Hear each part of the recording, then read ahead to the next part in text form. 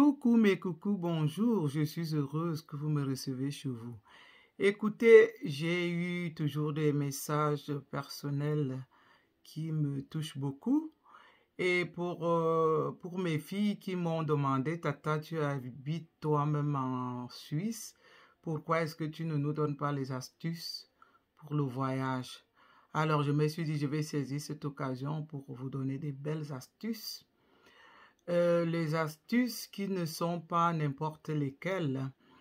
Je vais saisir l'occasion pour vous annoncer que nous avons une pénurie des infirmières et médecins en Suisse. Cela existe déjà depuis quelque temps. Alors, pour tous ceux qui veulent voyager, je leur propose déjà de commencer des formations sur place au pays en attendant donc d'obtenir le visa. Je sais que c'est pas facile, hein, parce que je ne vais pas vous tromper. Pour venir en Suisse, quel que soit ce qu'on va vouloir entreprendre, on doit avoir un visa. Et je sais que pour avoir un visa, ce n'est pas toujours facile, mais cela est bien possible. Je vais vous mettre un lien en dessous de ma vidéo après cette vidéo pour quand même vous donner les possibilités d'avoir un visa facilement. Surtout quand on a déjà un travail ensuite sur place au pays, quel que soit le pays d'Afrique dont on se trouve, ou alors quand on a une activité. Oui, j'ai accepté de vous donner des informations. J'ai essayé de recueillir les nouvelles de part et d'autre pour vous donner certaines informations par rapport au domaine de la santé pour lequel j'en fais partie moi-même. Alors, comme nous les Africains, on a toujours un retard parce que je pense que beaucoup d'autres pays sont déjà informés. Je vais donc sensibiliser mon peuple africain de s'apprêter pour aussi essayer de saisir cette opportunité du domaine de la santé qui est vraiment florissant en ce moment. C'est-à-dire que toute personne qui voudrait travailler dans les soins peut vraiment en Suisse. On ne demande pas seulement d'être médecin ou infirmier. On peut simplement commencer par comme auxiliaire de santé. J'étais passé par là moi-même, ce qui n'est pas ce n'est pas très difficile de le faire. Pour faire auxiliaire de santé en Suisse, il faut faire une formation de la Croix-Rouge. Cette Croix-Rouge en même temps qui est chargée pour intervenir pour des problèmes dans certains pays de guerre, offre aussi des formations telles que la formation d'auxiliaire de santé qui dure environ 1 an. Mes filles, vous qui aviez voulu savoir pourquoi je ne vous donne pas les astuces, je vais donc vous donner ces astuces-là qui peuvent être très intéressantes. Je sais qu'étant au Cameroun, on a aussi des formations d'infirmières. Hein. C'est-à-dire, si vous prévoyez déjà voyager, je vais vous inviter d'aller déjà vous inscrire pour faire une formation comme infirmière sur place au pays. Cela vous sera très bénéfique. Oui, très bénéfique parce que en Suisse, en tant qu'infirmière, tenez-vous tranquille, ça va un peu choquer.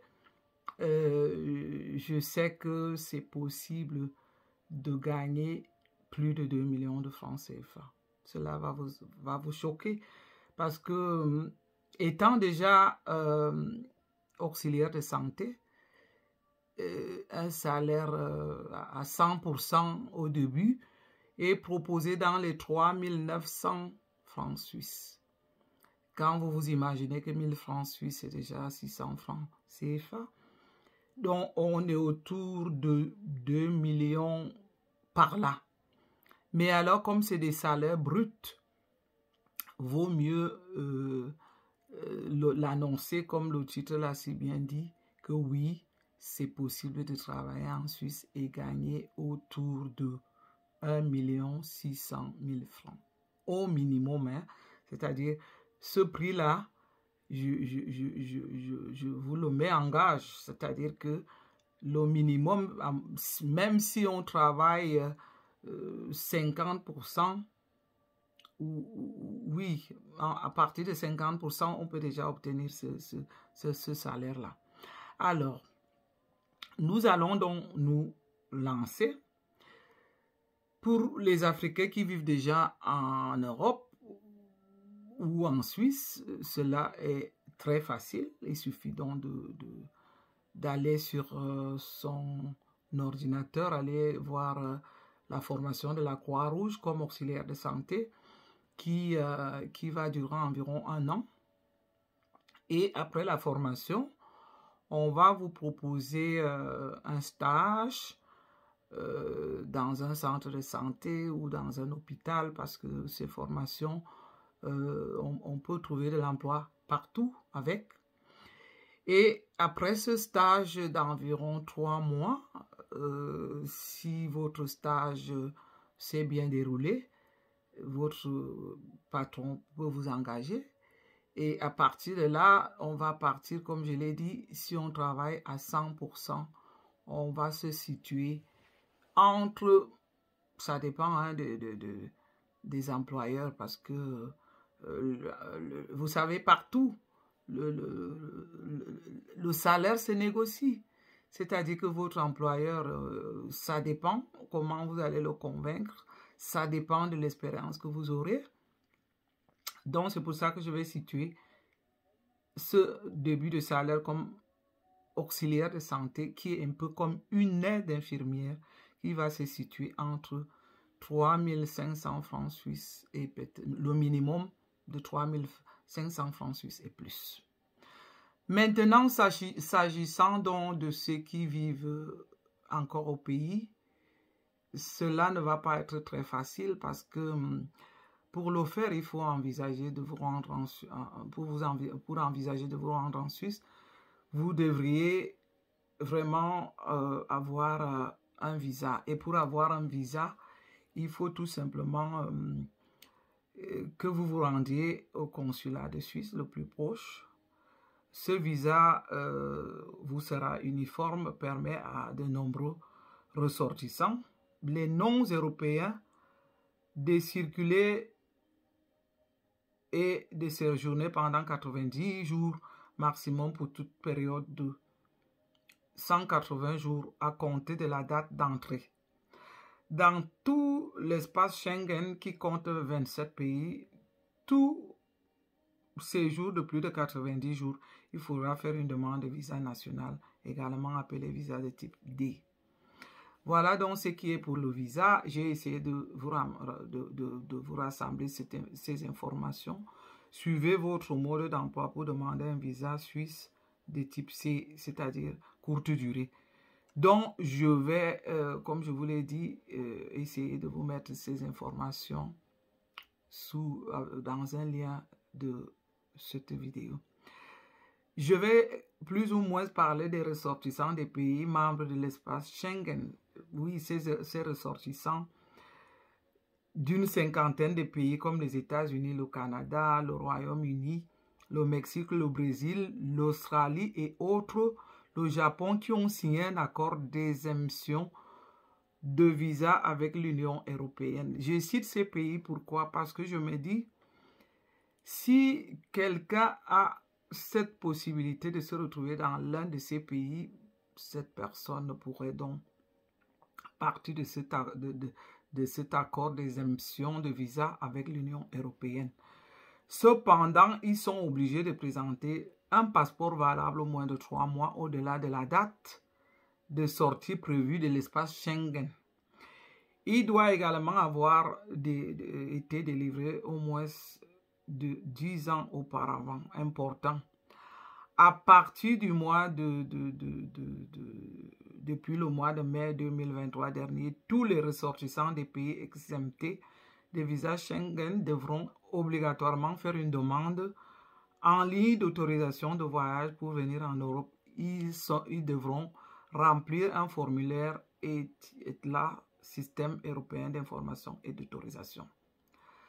Nous, les pays d'Afrique, ne faisons pas donc partie de ces pays-là. C'est pour ça que je vais dire attention, les résidents de ces pays qui sont également citoyens des pays soumis à l'obligation de visa doivent impérativement faire une demande de visa Schengen.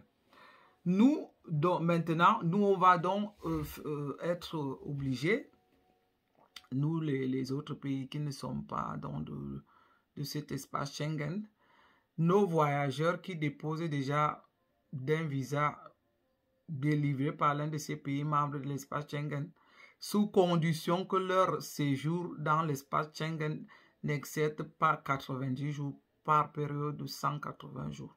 Voilà. Les ressortissants, quelle que soit leur nationalité, qui sont déjà titulaires d'un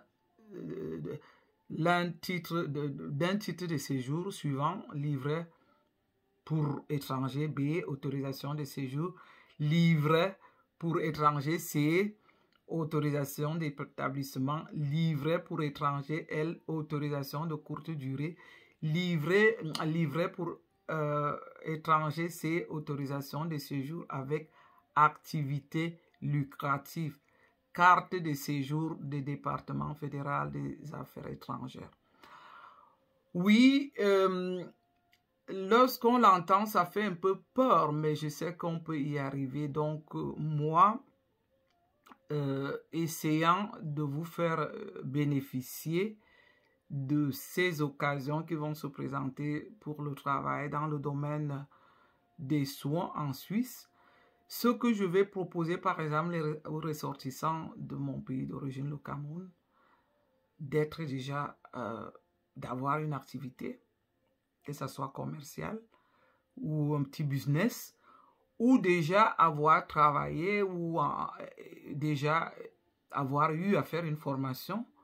Cela permettra donc, lorsque on va se présenter au consulat pour faire une demande de visa, d'abord de court séjour, cette activité ou cet emploi va vous faciliter la tâche pour tout de suite profiter de bénéficier d'un visa.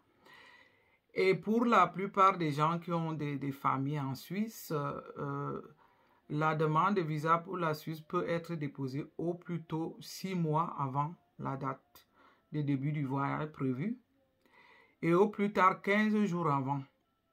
Cependant, les délais de traitement pouvant être plus longs, à certaines périodes de l'année, il est conseillé de faire parvenir votre demande au moins 2 mois avant le début du voyage.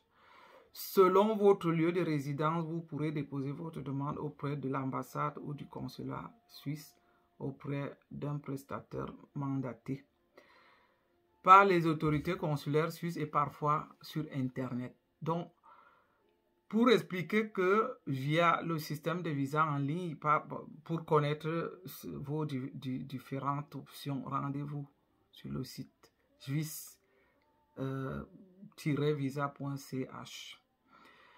Je disais donc que ceux qui ont des familles en Suisse qui peuvent se permettre de les inviter, je vois que j'ai essayé de réunir certains renseignements. Votre passeport émis il y a moins de 10 ans avec une validité supérieure à 3 mois auprès de la date prévue de sortie de l'espace Schengen, titre de séjour, le cas échéant.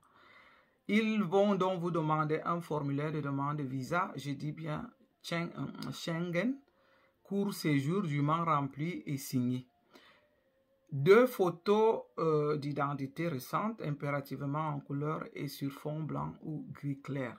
Ça, c'est le cas qui concerne les personnes qui ont déjà soit un fiancé, une famille en Suisse. Et là, on va vous demander de faire une lettre détaillant les raisons du voyage, tourisme, famille, etc. Attestation de réservation du billet de transport aller-retour, justificatif d'hébergement en Suisse, attestation d'accueil, réservation d'hôtel si on n'en fait pas partie de l'invitation familiale. Contrat de location, lettre d'invitation, etc. En tout cas, tout ceci, pour résumer, la demande de visa a presque les mêmes exigences. Parce que là encore, on va vous demander les justificatifs financiers, documents, fiches de salaire, relevés bancaires, d'où je soulevais avant que si on a déjà une activité, si on a déjà un travail, ça va vous donner justement un pouce, ça va vous donner une rapidité à avoir un visa. Parce que lorsqu'on vous parle d'une attestation de réservation du billet de transport aller-retour, justificatif d'hébergement en Suisse, attestation d'accueil, réservation, hôtel, contrat de location, etc. Là, ils vont revenir pour vous demander un justificatif financier, une lettre d'invitation, un justificatif financier avec documents, fiche de salaire, relevé bancaire, prouvant votre capacité à subvenir à vos besoins pendant la durée du séjour. Donc, mes chères filles, mes chères sœurs, je pense qu'une activité au Cameroun, un travail, vous donnera une bonne possibilité d'obtenir rapidement ce visa.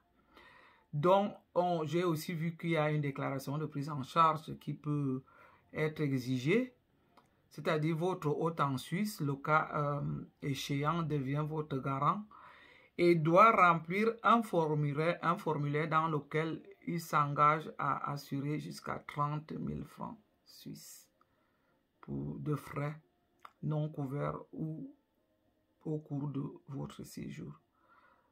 Comprenez-moi, 10 000 francs suisses, c'est déjà 6 millions.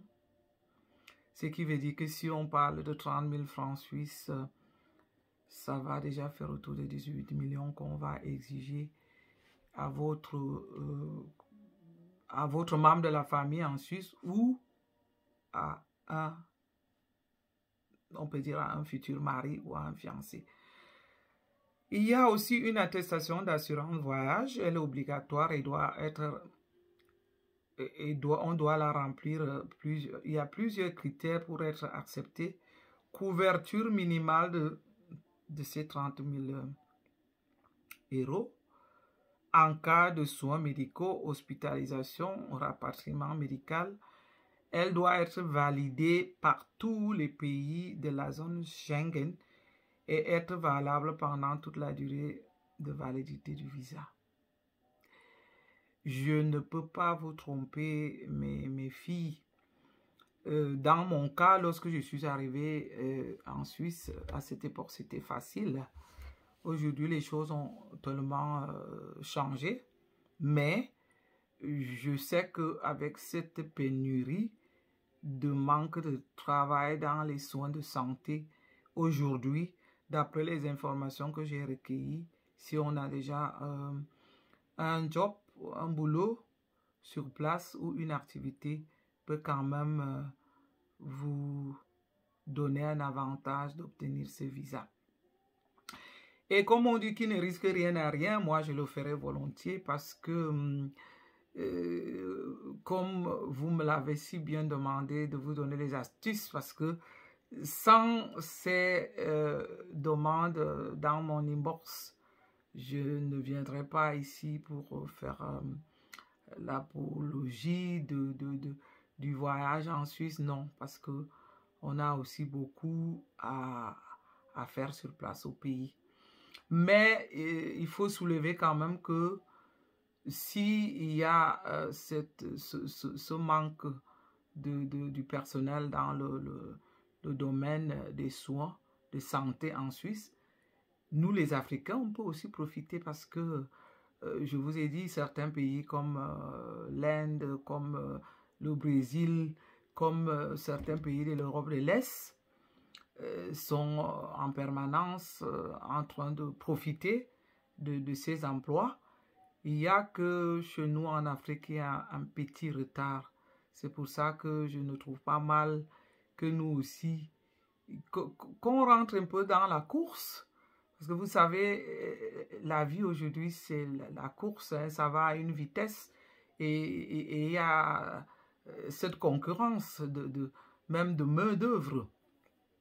Et sachant que si on a même eu des diplômes en Afrique ou encore dans n'importe quel pays d'Afrique, si on a eu par exemple un diplôme d'infirmier ou de médecin, ce diplôme va se faire encore revaloriser en Suisse parce que la Suisse a un service qui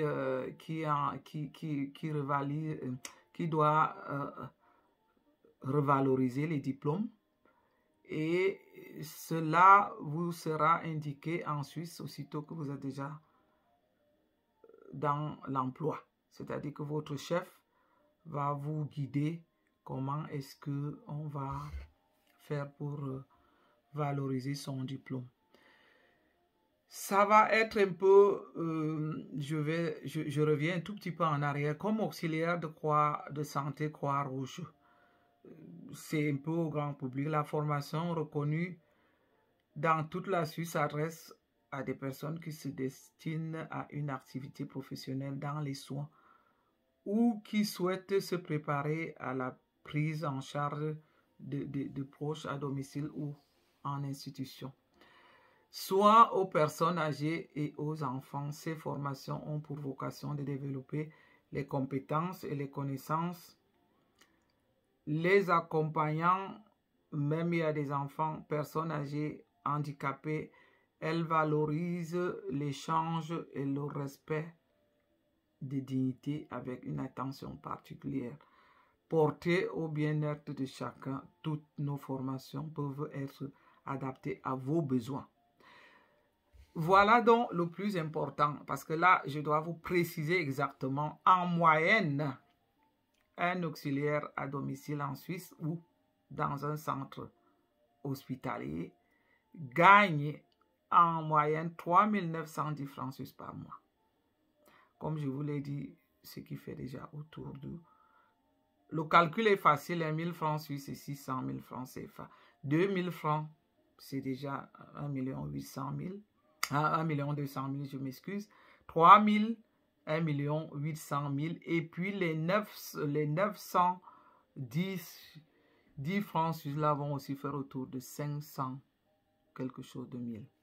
Donc vous voyez donc que je n'ai de toutes les façons les informations que je vous fournis peuvent se vérifier même sur internet.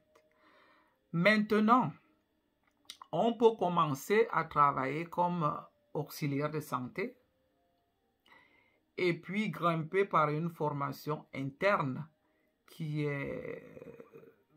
Il faut une expérience de 5 ans. Moi, j'étais passé par là. Après mon expérience de 5 ans, j'ai dû faire une formation interne qui va se faire ensemble avec l'accord de l'employeur.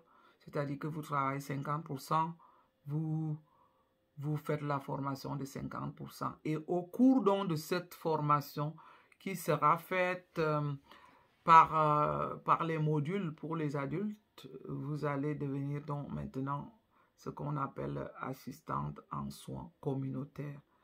Et puis, aussitôt que vous avez fini, parce que moi, ce qui m'est important aujourd'hui, c'est encourager ceux qui vivent en Suisse ou ceux qui veulent venir en Suisse, vraiment pour leur montrer que les salaires sont intéressants. Parce que vous voyez, ce que je vous développe là ne concerne pas que... Moi, je ne donne qu'une opportunité aux Africains. Ça concerne là les Français qui viennent travailler en Suisse, les Allemands, ça concerne les gens de l'Europe de l'Est, ça concerne les gens du Brésil, ça concerne les gens de l'Amérique du Sud. Il n'y a que l'Afrique qui est un peu absent.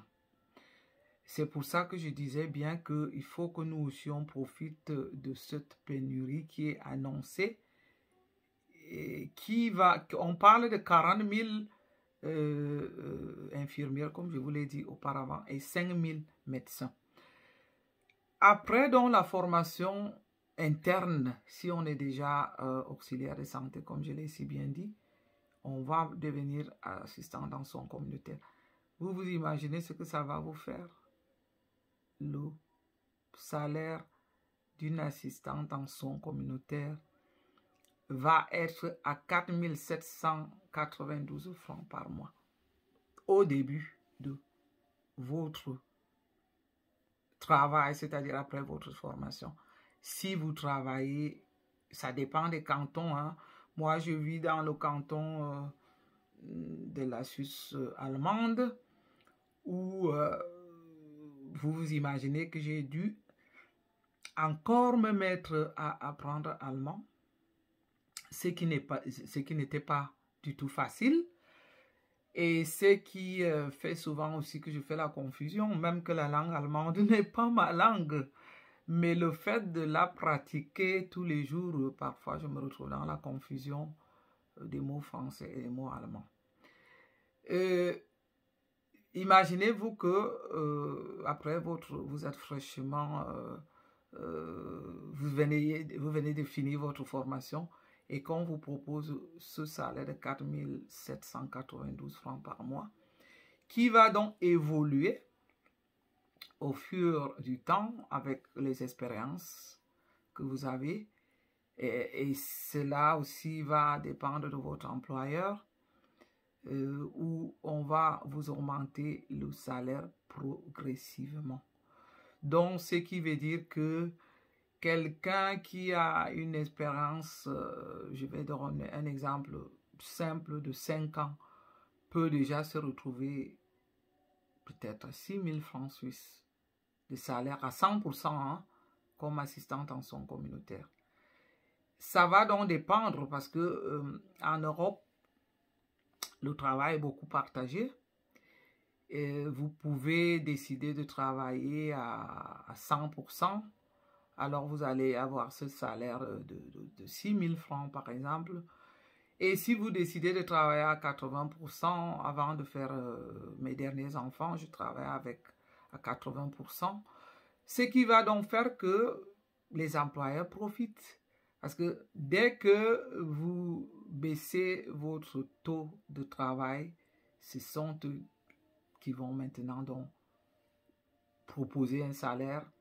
Je ne sais pas exactement, je ne peux pas vous dire dans quelle base ils vont vous proposer. Parce que le pourcentage n'est jamais partagé totalement comme on le dit, on le pense. Hein, c'est-à-dire, on ne va pas se dire que si on gagne 6 000 francs, suisse et qu'à 50%, on va gagner 3 000 francs. Non. Et ils ont leur façon de calculer. Ça sera donc, ça va donc dépendre de vous. Est-ce que vous acceptez cela ou non? Mais toujours est-il dit que ça reste très avantageux. Parce que on va voir que en Suisse, aujourd'hui, nous avons les bons salaires et nous sommes les mieux payés. Parce que si on va comparer nos salaires en Suisse avec les salaires de nos voisins en France, parfois on a un rabais de quelque chose comme 30 à 40% hein, de moins, si je ne me trompe pas. Et c'est pour ça qu'on a donc beaucoup de Français qui viennent aussi solliciter le travail en Suisse. Donc, mes chers frères, mes filles, mes enfants, profitez aussi de vous lancer dans cette course de l'emploi en Suisse. C'est vrai qu'on gagne donc bien, mais c'est aussi très exigeant. Parce que je l'ai souvent dit, qu'il m'est arrivé que lorsque je travaillais à l'hôpital, que j'ai manqué le temps même d'aller à la toilette parce que je vous assure, il y a du travail. Hein? C'est pas les vacances. Hein? Vous n'allez pas gagner cet argent. Vous êtes même presque exploité parce que ça, on ne vous... C'est-à-dire, si on vous dit la pause est de 15 minutes, c'est 15 minutes.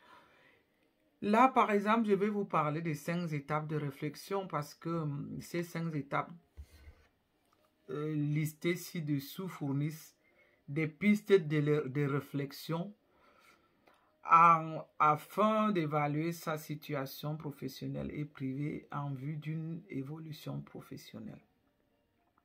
Connaître ses intérêts et ses compétences. Pour faire le point sur sa situation, il est intéressant de dresser une liste de ses intérêts et de ses compétences. C'est-à-dire que chacun doit s'asseoir lui-même et essayer de dresser cette liste. Par compétence, on entend l'ensemble des connaissances et des aptitudes qui permettent de réaliser une tâche donnée. Exemple, compétence de lecture, connaître les lettres, comprendre leurs combinaisons en tant que mots, comprendre les mots dans un texte. Pour faire cet exercice, on peut se poser des questions suivantes. Quels sont les intérêts? Quelle formation ai-je terminée et quelle fonction ai-je exercée? Quelles compétences et expériences professionnelles ai-je acquises? Quelles sont mes expériences extra-professionnelles? Donc, vraiment, chacun doit essayer de se faire son bilan, soi-même définir ses attentes professionnelles. Tout le monde n'accorde pas la même importance à la carrière, au prestige professionnel ou à la situation financière. À la famille et au loisir, il est nécessaire de définir ses propres valeurs et de déterminer celles qui seront prioritaires durant les prochaines années. Autant de questions, les questions suivantes peuvent être utiles pour se lancer dans de nombreux projets. Quels sont mes objectifs? Quel temps et quelle énergie suis-je prêt à investir dans mon travail? Très important si on veut vraiment quitter le pays pour venir travailler ici. Certains objectifs peuvent également être atteints en dehors de l'activité professionnelle. Le bénévolat permet de connaître des domaines différents ou d'acquérir de nouvelles compétences. Pour en savoir plus, on peut toujours s'informer lorsqu'on a déjà un employeur. Donc, je vais continuer à vous encourager que ce n'est pas impossible. Nous aussi, on a eu à apprendre cela. On peut concilier vie privée et vie professionnelle, malgré que c'est très strict. Concilier la vie privée et la vie professionnelle, la planification de carrière ne concerne pas seulement les questions professionnelles, mais influence aussi d'autres domaines du quotidien. Il est donc important de tenir compte de ces engagements familiaux. Moi, par exemple, qui suis une mère de 5 enfants, je dois vraiment, et il est important pour moi de tenir compte de ces engagements familiaux aussi, qui ne sont pas anodins. Et de se loisir dans ce contexte, est-il par exemple possible de travailler à temps partiel, ce que je vous disais auparavant, ou de se réinsérer après une période de pause? Moi, j'ai connu ça chaque fois que j'ai accouché. Les futures étapes de carrière doivent donc être planifiées dès que possible. Pour des informations complémentaires sur ce thème, on peut toujours aussi avoir les renseignements ici chez nous auprès du Conseil du Bureau fédéral. S'informer sur les possibilités de perfectionner ou de perfectionnement. Lorsqu'on souhaite entreprendre un perfectionnement, il faut réfléchir. On souhaite l'entreprendre dans son secteur d'activité actuel ou dans un autre domaine. Il est nécessaire de s'informer de manière précise et d'écarter les solutions irréalisables, puis de comparer les diverses possibilités de formation. Donc, vraiment, là, avant de s'engager, on peut déjà obtenir toutes ces informations auprès du consulat. oui, avant de s'engager, de venir ici. Parce que parfois, c'est bien beau qu'on vous fasse cette publicité de l'emploi, mais c'est aussi bien de se renseigner avant de s'engager et avant de concrétiser son choix. Oui, lorsqu'on souhaite entamer une importante formation continue ou chargée de profession, comme je vous dis qu'il y a, lorsqu'on est déjà, par exemple, dans le domaine des soins, je me souviens que notre professeur nous disait, malgré que je n'étais plus jeune, lorsque je faisais la formation d'assistante en soins communautaires, elle nous disait, vous pouvez partir d'être assistante en soins communautaires et arriver au médecin. Bien sûr, cela est possible parce que le chemin est très bien tracé parce qu'on vous le démontre.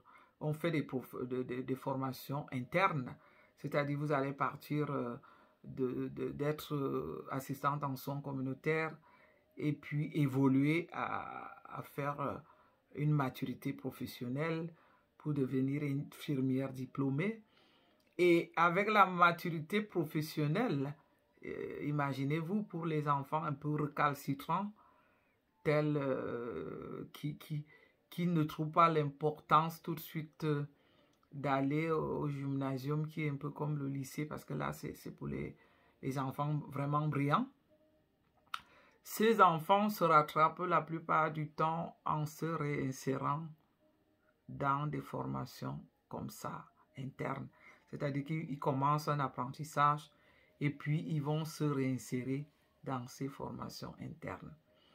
Et ceux qui sont décidés, je vais dire ceux qui sont engagés, peuvent donc faire, je reviens toujours au domaine de la santé parce que c'est le domaine dans lequel je me retrouve et que je donne toujours cet exemple d'assistante en soins communautaires que je suis, que si on est assistante en soins communautaires, donc on peut grimper cet échelon, de faire cette maturité professionnelle qui va vous donner droit à finir l'infirmière diplômée et à rentrer encore à l'université.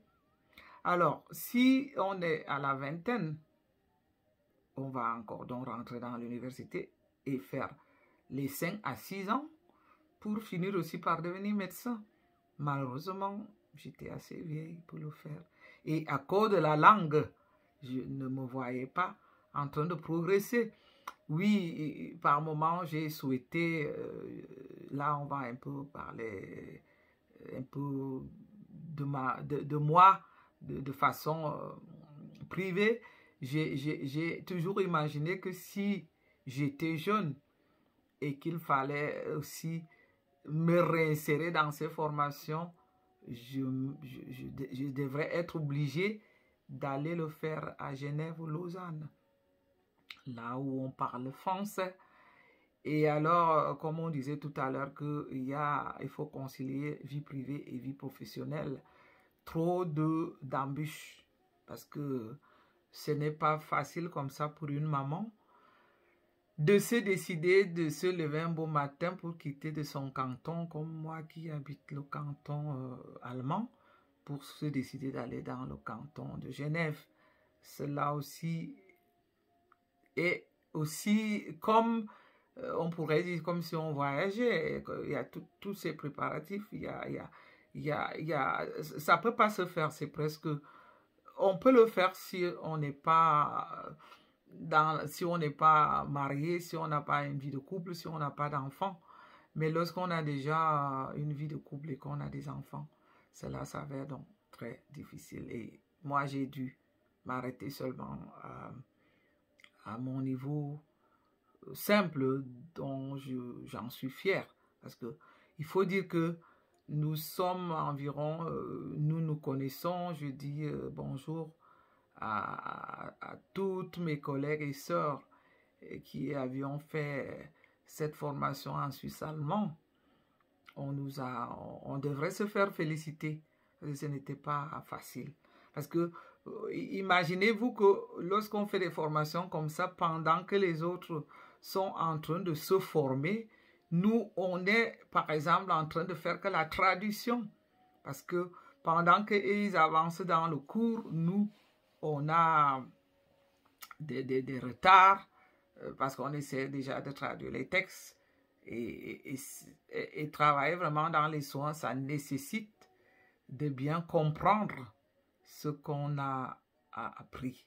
On ne peut pas faire semblant de penser qu'on a compris si on ne l'a pas, si ça n'a pas été. Il faut vraiment comprendre. Donc moi, personnellement, j'ai vraiment dû souvent reprendre des modules ou alors j'ai dû répéter certains modules parce que je me rendais compte que pour comprendre, pendant que mes professeurs avançaient dans le cours, moi je passais le temps d'abord à comprendre. C'est vraiment une épreuve, je vous assure, qui n'est pas du tout facile. Mais nous devons nous en féliciter et en être fiers aujourd'hui parce qu'on a pu finir. Nous étions à mon époque environ 5. Oui, je vous salue mes sœurs, je vous salue mes collègues, je vous aime beaucoup. Je pense à vous et félicitations à celle qui, il y a même une dont je pense qu'elle a dû déménager pour aller justement dans le canton de Genève pour poursuivre ses études beaucoup plus loin. Encore bravo à toi, ma chérie, tu vas te reconnaître. Bisous à toi. Donc, on disait donc que lorsqu'on souhaite entamer une importante formation continue ou changer de formation, il est important de se préparer suffisamment tôt.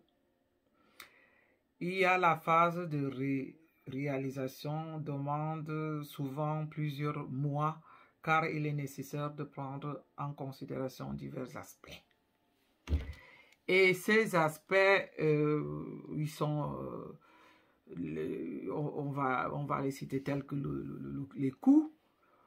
Outre les collages à payer, il faut tenir compte du fait qu'il faudrait peut-être arrêter de travailler ou réduire son temps de travail.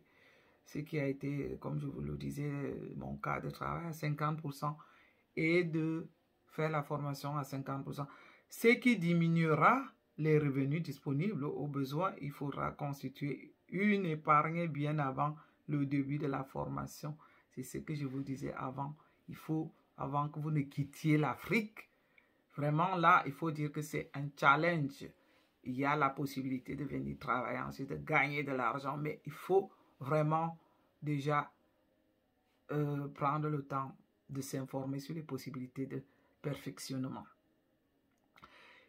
Je parlais donc tout à l'heure que lorsqu'on souhaite entamer cette importante formation, il y a par exemple les choses comme le coût.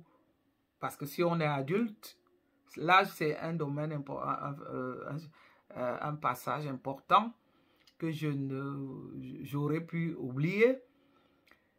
Lorsqu'on est adulte, les formations se payent. Chez nous, je vais dire en Suisse, les formations vont être gratuites jusqu'à l'âge à peu près de... Oui, je vais dire quand les jeunes finissent l'école secondaire, on va leur donner la possibilité de faire la formation. Et cette formation va être gratuite après l'école secondaire jusqu'à la fin de la formation. Et si on n'a pas donc pu faire cette formation pendant cette période de l'après l'école secondaire et qu'on se retrouve adulte, on va donc payer ces formations soi-même. C'est pour ça que le coût, on relève bien le coût dans la phase de réalisation de ce projet. Parce que si vous faites cette formation, il faut la payer. Et je vous assure, en Suisse, ça coûte. Parce que vous voyez, on gagne bien, mais ça coûte beaucoup. Le coût va donc être un paramètre important. Il y a le temps aussi. Ce temps, ça va donc être un perfectionnement ou un changement professionnel pouvant avoir une incidence sur la capacité de travail, sur le temps libre, que ce soit dans le cadre d'une école à plein temps ou d'une formation à temps partiel. Oui, il faut y penser, sinon on va se retrouver coincé. Il y a aussi beaucoup des exigences parce que il y a des procédures d'admission. Ces procédures sont prévues dans certaines formations, stages, examens, etc. Donc, il faut vraiment tenir compte. Il faut bien prendre le temps d'analyser, de réfléchir pour se lancer.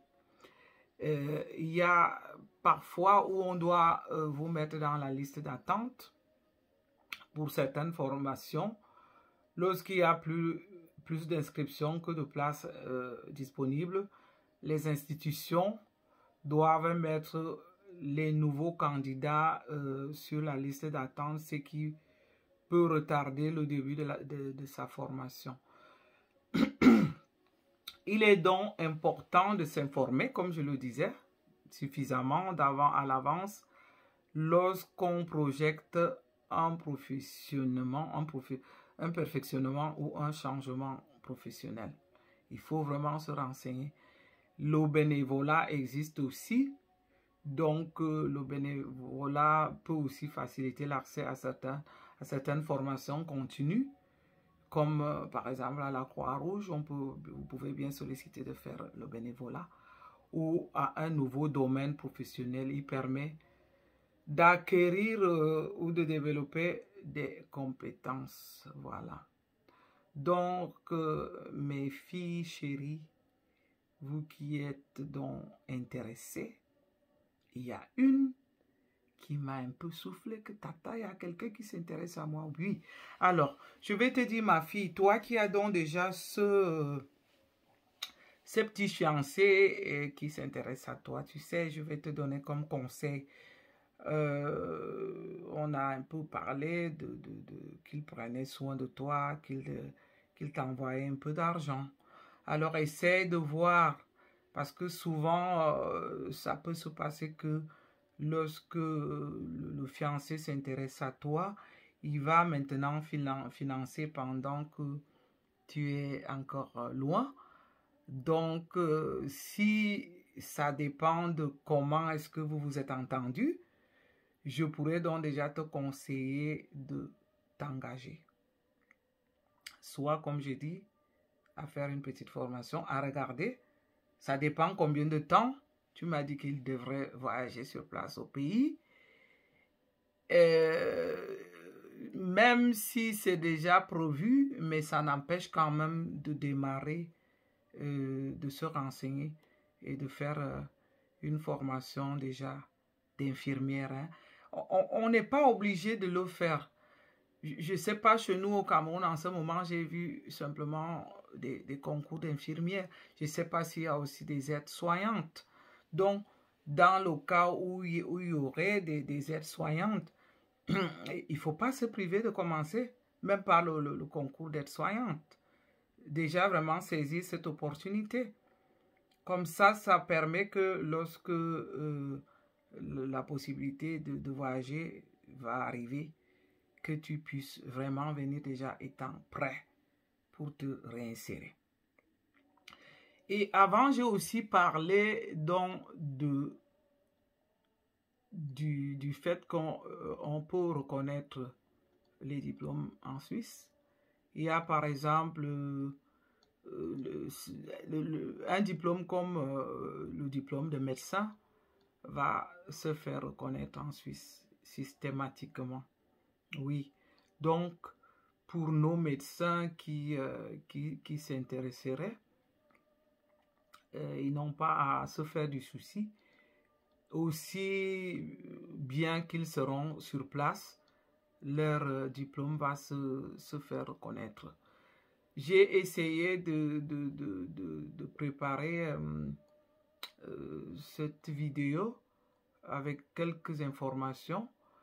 J'ai aussi pensé que après je vais vous mettre un lien je vais vous mettre un lien sous la vidéo de façon que vous puissiez vous-même vous servir de ces informations qui sont très, très importantes. Donc, je pense que c'est important. Je reviens encore pour dire que c'est important de saisir cette occasion pour tous ceux qui vont s'intéresser. Voilà, j'étais en train de chercher le nom donc de cette autorité qui s'occupe de la reconnaissance, de valoriser les diplômes. C'est-à-dire que le nom c'est CEFRAI et le point de contrat national est l'autorité compétente pour la reconnaissance des diplômes. C'est-à-dire que les professions dans le domaine de la formation professionnelle, le CEFRI, compare les diplômes et les certificats étrangers avec les diplômes professionnels suisses. Donc, si vous avez eu vos diplômes au Cameroun ou dans n'importe quel pays d'Afrique, dès que vous seriez en Suisse, vous allez vous rendre à cette institution qui s'appelle CEFRI et je vous mettrai le lien plus bas. Le diplôme professionnel est déclaré équivalent. La liste des professions CEFRI peut vous, par le lien, vous détailler plus ou moins tous les diplômes qui vont être reconnus. Oui, c'est comme ça. Il y avait cette vidéo je devais faire cette vidéo pour vous parler de l'opportunité, de la pénurie des employés dans les soins de la santé qui va s'offrir à tout le monde, à tous les pays du tiers-monde comme les pays de l'Europe de l'Est et certains pays de l'Europe pour la Suisse. Il y avait donc aussi un sujet qui était important que je voulais aborder depuis longtemps. On a parlé seulement en petite partie. En ce moment, on a remarqué que la vie est devenue très chère au Cameroun et que je me demande comment est-ce que la population s'en sort. Je sais qu'il est très difficile de s'imaginer qu'on vit avec très peu d'argent au Cameroun et que la vie devient chère. Donc, je vais essayer toujours de sensibiliser nos autorités camerounaises, d'essayer de voir comment est-ce que le bas peuple peut s'en sortir.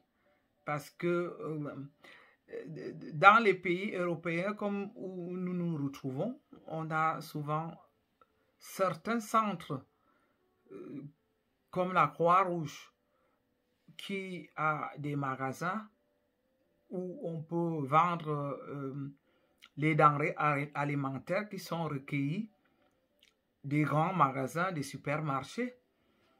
Moi, j'étais en train de me demander, est-ce que le Cameroun ne serait pas aussi à mesure d'organiser ce genre de choses?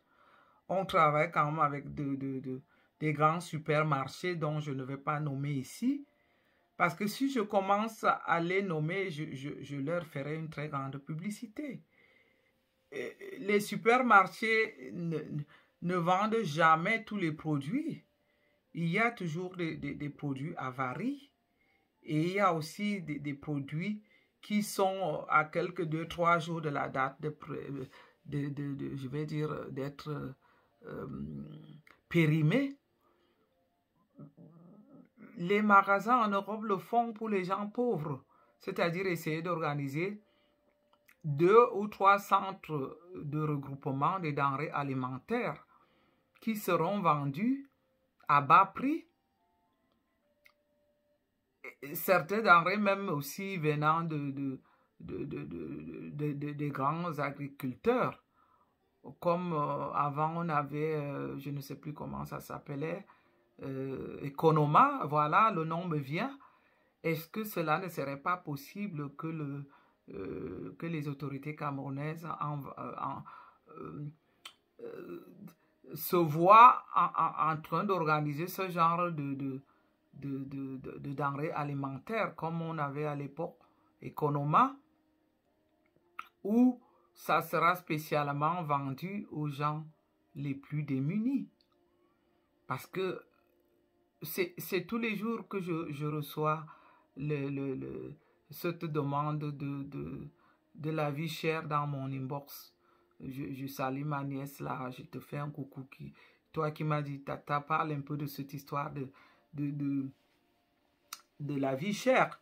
Alors, je ne pouvais pas parler de la vie chère si je n'avais aucune solution.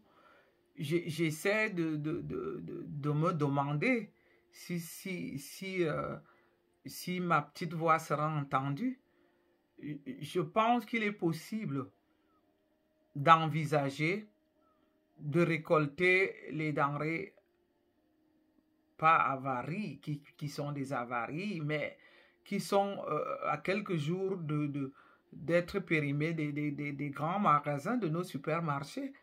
Ces Européens le savent, que ça se fait même ici en Europe. On récupère ces boîtes de conserve ou ces pâtes, je vais dire les spaghettis, du riz ou d'autres boîtes, et on met ça à la disposition des gens les plus démunis. L'État est vraiment en mesure d'organiser ça, de faire des magasins, et aussi de sensibiliser vraiment nos agriculteurs, venant par exemple de Tchang, du Chicha, où moi je suis arrivé. Parce qu'avant de partir du Cameroun, moi j'ai livré les vivres frais à Tébéla à cette époque. Je me souviens que j'avais voyagé. J'ai quitté de Bafoussam, j'arrivais à Tchang.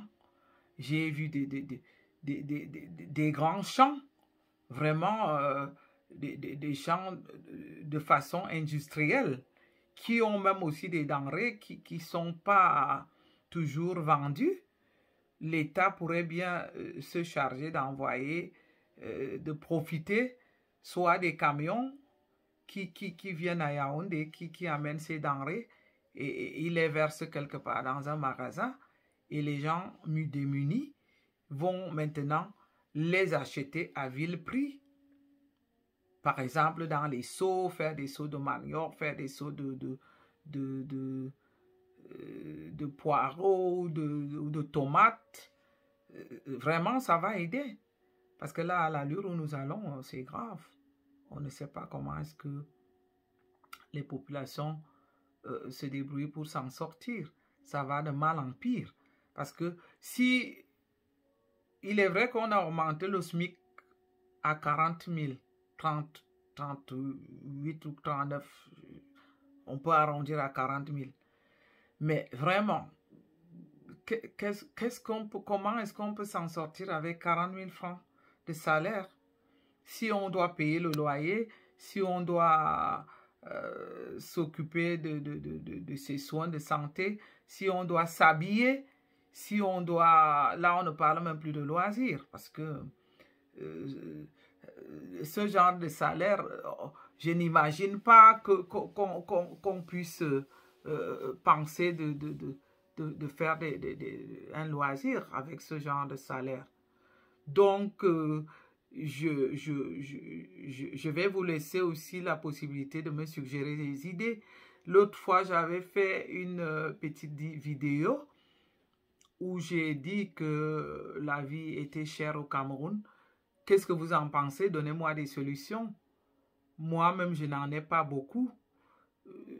L'idée là m'est venue d'essayer de suggérer les quelques petites solutions là que je parle des grands supermarchés, de recueillir les vivres des grands petits supermarchés qui n'ont pas été vendus, de sensibiliser les agriculteurs.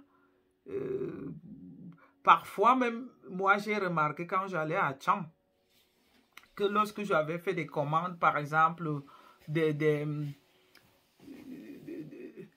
pommes de terre, moi, il m'est arrivé de faire une commande de pommes de terre disons, de 100 kilos, et que lorsque j'arrivais, même qu'ils ont des balances, ils vont pas quand même travailler avec des mesures. ils vont récolter, ils vont faire la récolte, mais on va se retrouver avec un reste. Et des restes comme ça, moi j'en ai vu des tas. Lorsque j'avais commandé 100 kilos de pommes de terre et qu'il y avait un excédent, le vendeur m'en donnait 2-3 kilos de plus et que je trouvais encore un tas qui était sur place. Et c'était comme ça dans presque toutes les denrées. Parce que, comme je dis à Tchang, ils font des choux, ils font des tomates, ils font toutes sortes de légumes. Et puis, il arrive que leurs clients réguliers, à cette époque, c'était difficile, il n'y avait même pas de portables comme aujourd'hui. On se donnait des rendez-vous, comme pour dire que chaque jeudi, je viendrai chercher... puisque je livrais tous les jeudis, pour que j'allais chercher les vivres tous les jeudis pour que ça soit prêt à Tébéla le vendredi pour qu'il y ait assez de vivres le week-end. Donc, il pouvait aussi arriver que je ne puisse pas partir parce que j'ai été empêché par un véhicule ou que j'ai eu une panne et que lorsque je repartais la semaine qui suivait, le vendeur me disait que je retrouvais le tas de ces produits que je serais venu chercher. Donc ce genre de produits, vraiment, si on sensibilise les agriculteurs, moi je crois qu'ils sont à mesure quand même et que l'État partout ces services, des bus qui quittent de toutes les villes du Cameroun, qui partent de partout, tout simplement organiser qu'on a déposé ces vivres auprès d'une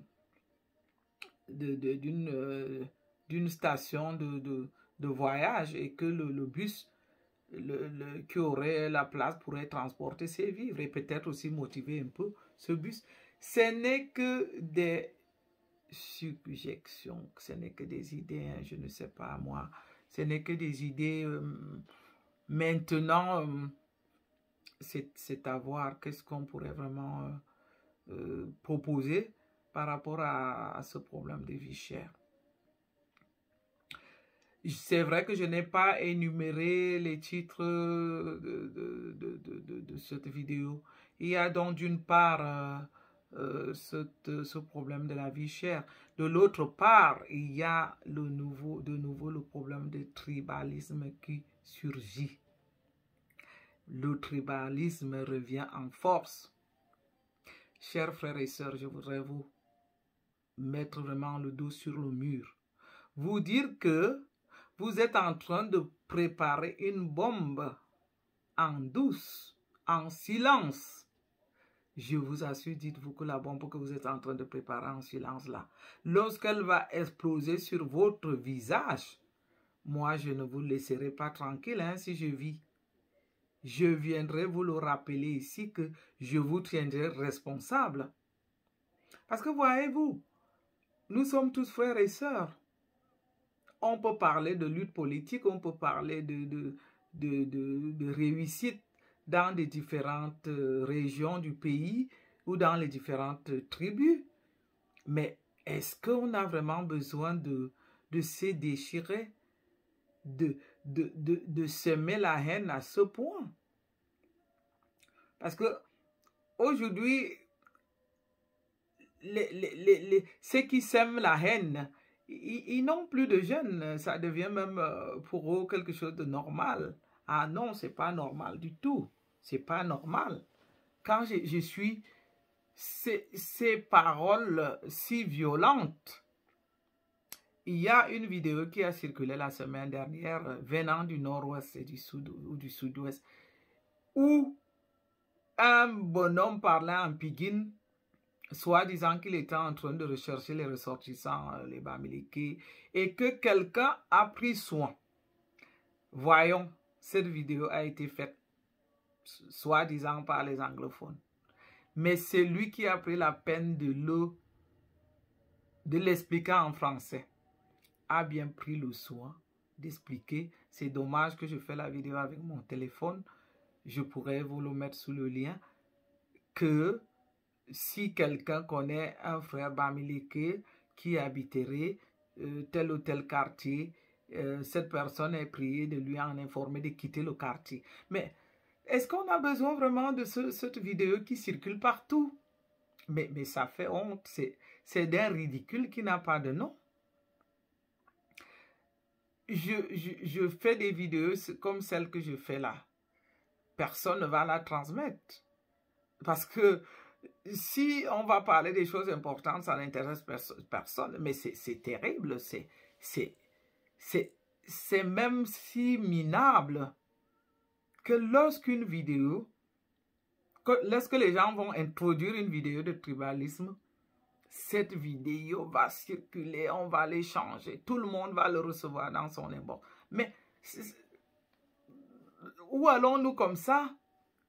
Moi, non seulement ça me fait honte même, et puis c'est si minable. Mais oui, on peut s'affirmer chacun comme je le dis souvent, la fille d'Ainsi Marlène, j'en suis fière. Mais jusque-là, je n'offense personne. Chacun de nous est fier de parler de sa région. Même ici en Europe, tout le monde est fier de se sentir de Paris ou de se sentir de Marseille ou de Genève ou de Zurich, je ne sais pas quoi. C'est une fierté en soi. Mais c'est là, on ne doit pas donc maintenant utiliser le tribalisme. Parce que si on ne peut pas parler de sa région, c'est comme si on ignorait son identité. Donc, parler de nos différentes régions du Cameroun, ce n'est qu'une fierté. Chacun de nous doit en être fier de parler de sa région, avec autorité, avec plaisir, avec fierté. Moi, lorsqu'il m'arrive de faire des vidéos pour dire que la fille d'Ainsi Marlène, mais c'est une fierté là. J'honore mes ancêtres. Je suis fier que le peuple camerounais atterrit sur la terre de mes ancêtres. Donc, je ne pourrais pas ne pas le mentionner si je dis que je suis la fille d'Ainsi Marlène. Ça serait comme si j'ignorais donc mon origine et que je refusais mon identité. Mais quand on voit un tribalisme qui va jusqu'à faire la haine juste parce que l'autre est d'une autre tribu, qui sert vraiment à se détester. J'aime pas trop parler, citer les noms. Je m'étais donné un principe lorsque je suis entré dans les réseaux sociaux. Je suis entré dans les réseaux sociaux par un coup de choc. C'était par rapport à l'assassinat de Martinez Zoro qui m'a choqué jusqu'à aujourd'hui. Et que je n'ai pas compris comment est-ce que je devais être complice de cet assassinat sans rien dire. En tant qu'adulte, ayant des enfants, là je me suis levé pour parler, pour revendiquer l'assassinat de Martinez Zoro. Aujourd'hui, on voit le tribalisme qui vraiment a atteint le sommet et que les gens trouvent toujours un moyen d'aller au-delà du sommet. Pourquoi est-ce qu'on doit arriver à se détester parce qu'on est de tribus différentes? Pourquoi est-ce qu'une tribu doit se sentir supérieure par rapport à une autre tribu? Et puis, quand même, hein, ils sont intéressants, ces gens-là. Parce que vous croyez que moi, comme ça, je vais venir là me gêner pour vous applaudir ou pour faire semblant, soi-disant que, comme je suis, soi-disant, écan ou... Non, non, moi, je ne veux même jamais dire que je suis écan, je suis Betty. Je suis Betty. J'ai jamais voulu parler de cette histoire d'écan Betty. Non. Je suis camerounaise, je vais encore parler de ma région, d'Ainsi Marlène, mais me retrouver dans une certaine communauté qui se sentirait plus importante à l'autre, non. Là, je vais dénoncer ça. Je disais donc que j'aime pas citer les noms. Mais moi, j'ai vu un ministre de la République s'il faut préciser, de la République, un ministre de la Justice, qui s'est mis un jour à vraiment dire des mots blessants, à lancer des paroles de haine par rapport à sa propre tribu. C'est toujours un peu, je me pose des questions là. Là, je m'interroge. Et que ce ministre, il n'a jamais été puni. On ne lui a jamais, il n'a jamais dû s'expliquer comment il a fait pour blesser ses frères camerounais de cette manière si méprisante. Donc là, je soulève ce cas-là pour dire que je ne sais pas, est-ce que le tribalisme du Cameroun serait un tribalisme de l'institution? Puisqu'on peut se poser la question, si un ministre se lève à Mon Dieu Vision pour vraiment rabaisser toute une communauté comme lui, sans qu'il ne soit inquiété, je sais qu'il ne le serait jamais, sans qu'il ait eu à le regretter ou à s'expliquer, ou alors sans qu'on lui ait vraiment, qu'on l'ait sommé pour dire qu'en tant que ministre, il ne devrait pas le faire. Là, je me dis, peut-être que c'est voulu ce tribalisme. Alors, si c'est voulu, moi, je vais vous dire, tous les partisans tribalistes de mon pays, le Cameroun. Là, je vais toujours vous dire, la fille de Simalen dit non. Et je dis zéro tribalisme. La fille de Simalen dira toujours non. Parce que vous savez, moi, c'est une fierté d'être non seulement camerounaise et de savoir que mes ancêtres ont toujours accueilli tout le monde. Nous, Yaoundé a été une ville de mes aïeux qui ont toujours accueilli tout le monde. Tout le monde était le bienvenu à Yaoundé. Venir aujourd'hui donc, pour que vous veniez donc diviser les Camerounais, soit disant que vous êtes les meilleurs ou que vous êtes d'une communauté supérieure. Ah non, je ne ferai pas équipe avec vous. Je serai même la première à vous dénoncer. Là, je l'ai dit. Vous m'aurez sur mon chemin cette fois-ci. Pendant que vous allez dire que c'est les autres communautés qui sont tribalistes et que comme vous dites, les Ekambeti, vous ne l'êtes pas. Alors là, la vraie fille Ekam. Non, non, non, je ne veux pas dire Ekam. La vraie fille Betty que je suis, de Yaoundé, de Simalen, vous m'aurez cette fois-ci sur votre chemin. Dès que vous allez recommencer vos manigances là, de circuler vos vidéos là, où vous voulez ridiculiser les autres communautés là, c'est moi qui serai la première à venir vous démentir là. Parce que moi, la vraie fille de Simalen là, je ne vous ai jamais envoyé d'aller parler à mon nom. Ni au nom de mes ancêtres. Et là, je ne vais pas rentrer dans votre complicité.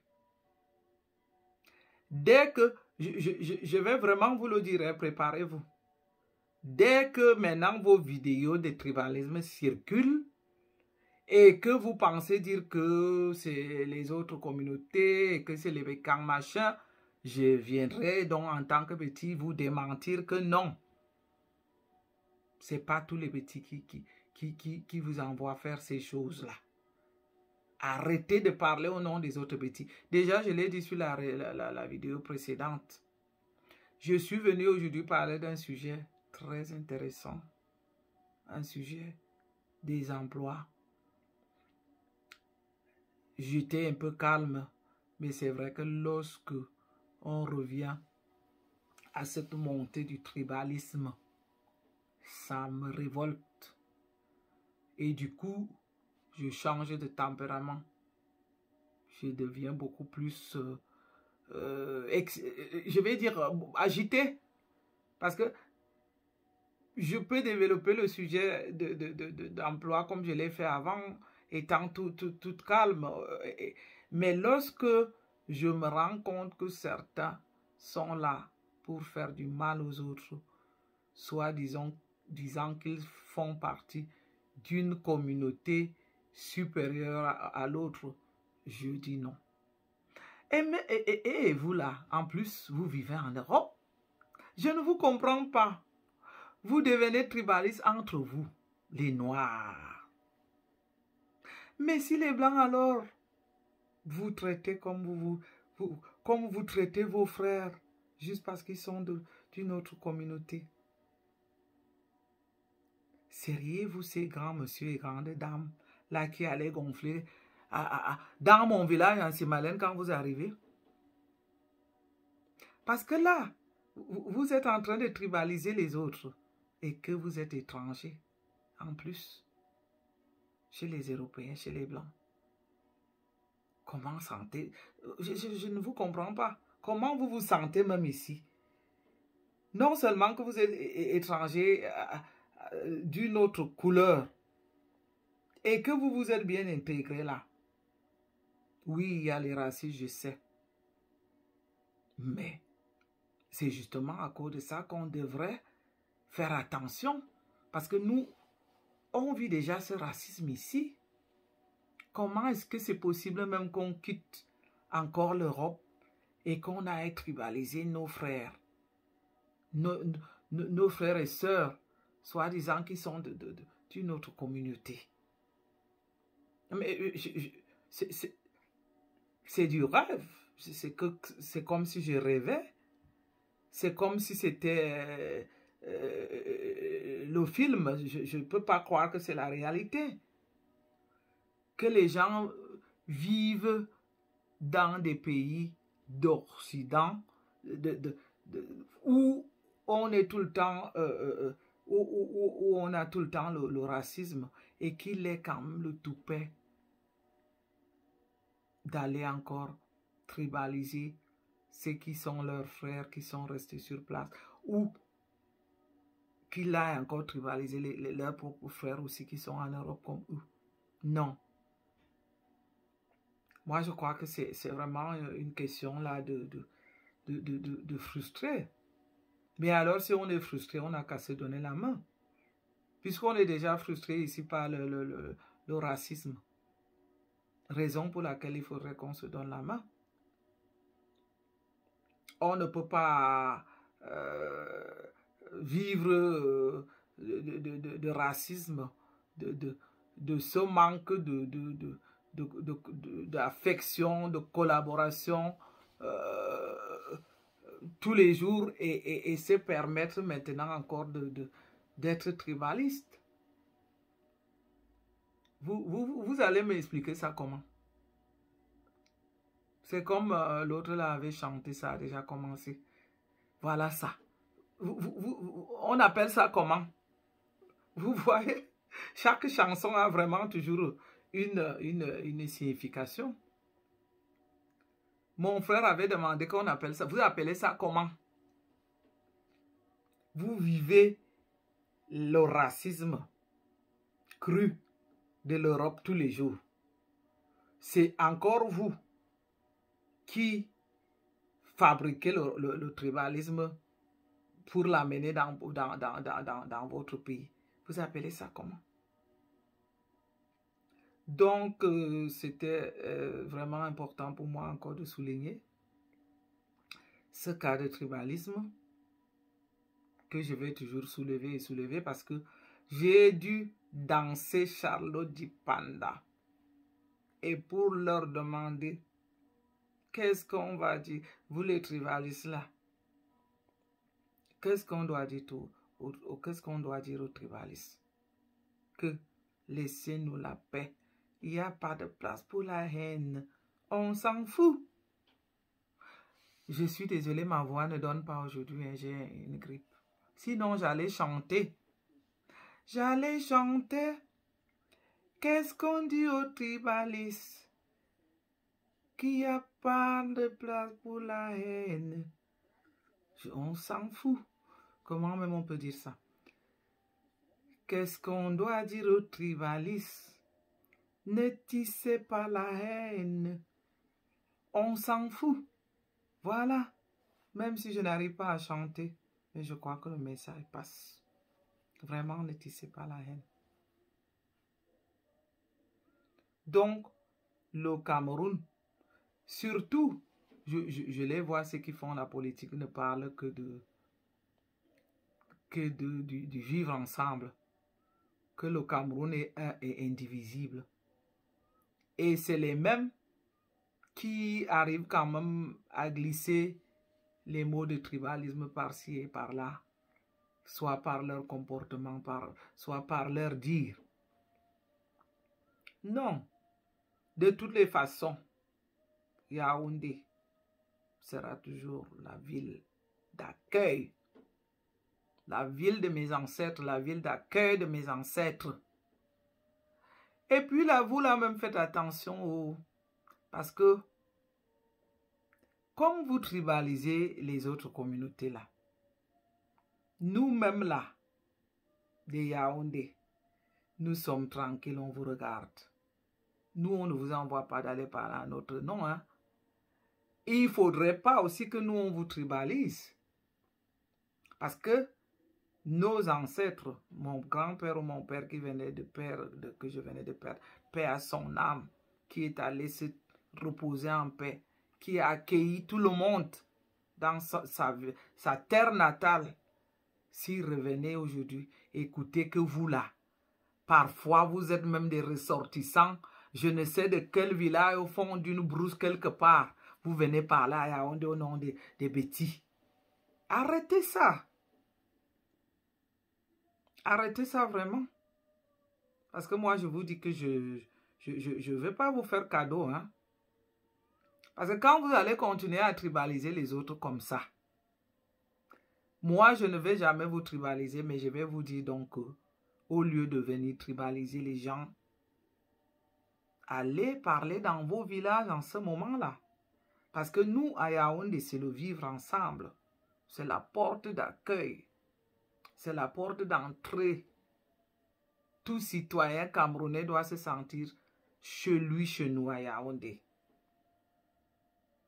Et lorsque vous allez commencer à diviser, nous, on va vous dire donc que, au lieu de venir diviser, oh, ma ceinture là même, tellement elle sert que j'ai dû la tourner.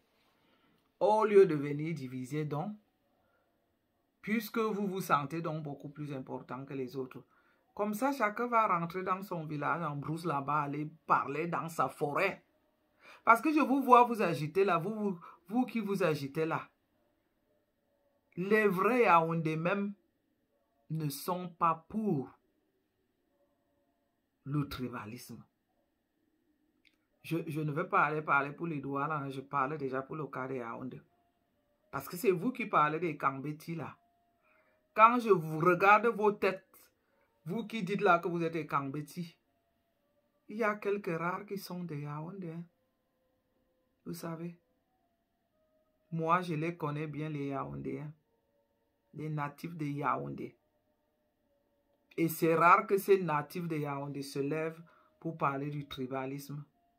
Ils en parlent très peu du tribalisme. Ils savent que ça ne fait pas partie de nos... on appelle ça comme de notre éthique. Parce que quand on est natif de Yaoundé, on sait que nos ancêtres nous ont inculqué l'accueil, le vivre ensemble. Donc, comme je suis nouvelle dans les réseaux sociaux, je vous dis que c'est à cause de l'assassinat de Martinez Oro que j'ai dû dire stop aux assassinats barbares, sataniques de cette espèce. Et je vois aujourd'hui aussi qu'il y a un phénomène qui me révolte dans la société de Camerounaise aujourd'hui, c'est le tribalisme. Et je crois aussi que c'est ce tribalisme qui va m'amener à parler fort. Les rares fois que j'ai parlé fort, ça a été pour le cas de l'assassinat de Martinez Oro. Parce que j'en avais. J'étais choqué et j'avais le ras-le-bol. C'est le tribalisme aussi qui va me faire parler fort. Et comme j'en ai ras-le-bol du tribalisme, je vous demande vraiment d'arrêter. Parce que si vous n'arrêtez pas, je vais vous démentir. Chaque fois, vous soyez les disant et Kambeti là, quand vous allez lever vos voix pour parler du tribalisme au nom des Ekambeti, c'est moi qui serai sur votre chemin pour vous démentir, pour dire que mes ancêtres et mes vrais frères et sœurs, les vrais Ekambeti de Yaoundé, ne vous ont jamais envoyé pour aller parler à leur nom, pour aller parler du tribalisme, pour aller s'aimer la haine. Donc, je crois que, comme on dit à bon entendeur, salut. Et là, s'il faut se vanter, c'est la native là, de Simalène qui parle. Et qui dit que ni ses frères, les vrais Yaoundéens, ni ses ancêtres, ni personne de Yaoundé ne vous a jamais envoyé d'aller parler à leur nom. Donc, il faut commencer déjà à modérer là, à accélérer. Je vais dire à modérer, pas accélérer. J'utilise le mot mal placé. Il faut commencer déjà à modérer votre élan de tribalisme. Parce qu'il y a ni on mi ka mama no metin mi ka na de beti bo na di kan beti bo yo ante me mil silli e kan beti fenga lo mi ni ko kwa ni mi ko bo tribalism i ni ngola i ni amal man mi so ma fani telinga i kan beti ngola inti lo mod na so kwa zam tribalisme suzana donc on bora mion. Parce que c'est ce que j'ai décidé de faire la prochaine fois. Quand ça dépasse les bornes, je parle seulement en patois. Pour arrêter un peu ce cinéma. Donc, on a plusieurs sujets à évoquer. Je crois que la vidéo va être longue, mais je vais la recouper en partie. Parce que, comme je l'ai dit l'autre fois, que les longues vidéos sont très peu suivies. Mais alors, c'est pas aussi tout le temps que j'ai le temps. J'ai pas travaillé ce week-end. C'est un week-end de fête. Il y avait l'Ascension, on a eu pont. Donc là, j'ai mis mes gamins au lit tranquillement. J'avais le temps de parler. Ce n'est pas aussi tout le temps qu'on a le temps de faire des longues vidéos. Parce que moi, je ne suis pas aussi habitué à faire du blabla. Surtout que j'ai mal à la gorge là. Mais comme il faut se lancer, il faut que j'apprenne. Hein, parce que pendant que les grands, les soi-disant et quand vont venir sur les plateaux, il faudrait qu'ils soient prêts pour leur répondre.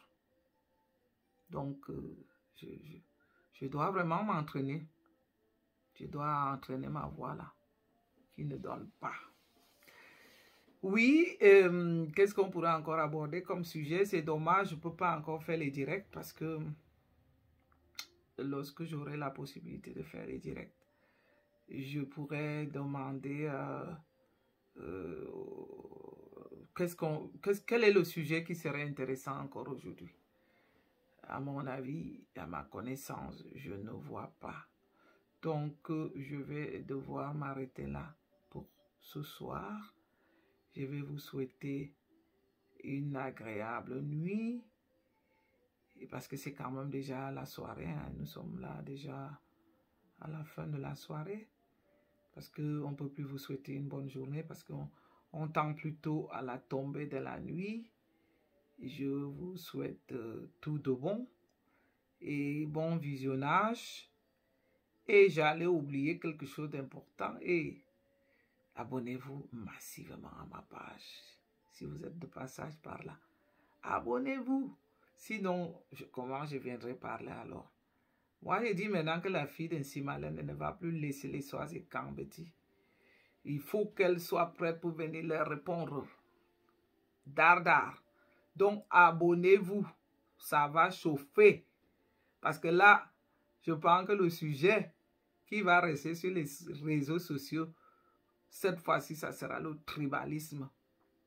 Dès qu'ils viennent là parler au nom des Ekambeti, je réagis, j'ai surgi. Donc, il n'y aura plus de cadeaux. Je ne veux plus leur faire cadeau. Parce que il faut quand même dire que pendant longtemps, j'ai observé ça. J'ai été vraiment à côté, tout le temps à observer ce genre de choses qui m'énervaient, qui allaient me faire exploser.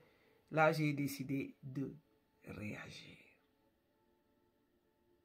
Parce que sinon, la résolution, la meilleure des résolutions était de parler. Parler. Voilà mes coucous. Abonnez-vous à ma page, abonnez-vous massivement à ma page. Je vous embrasse très très fort. Et à bientôt. Peut-être à demain. Parce que j'ai encore libre demain. J'ai libre dimanche. C'est possible encore que je fasse une autre vidéo demain et que je fasse une autre dimanche. Comme ça, je vais m'entraîner un peu. Allez, bisous. Je vous aime. Bye bye, c'est fini. Bye bye. Oh, comment faire? Je dois arrêter la vidéo avec le dos. Oh non, le contraire. Je m'excuse. Je dois apprendre, hein, chaque chose. Je ne suis pas encore habitué, donc je vais arrêter ma vidéo. Encore bisous, bye bye, à bientôt, bye bye. Je le fais comme ça. Non.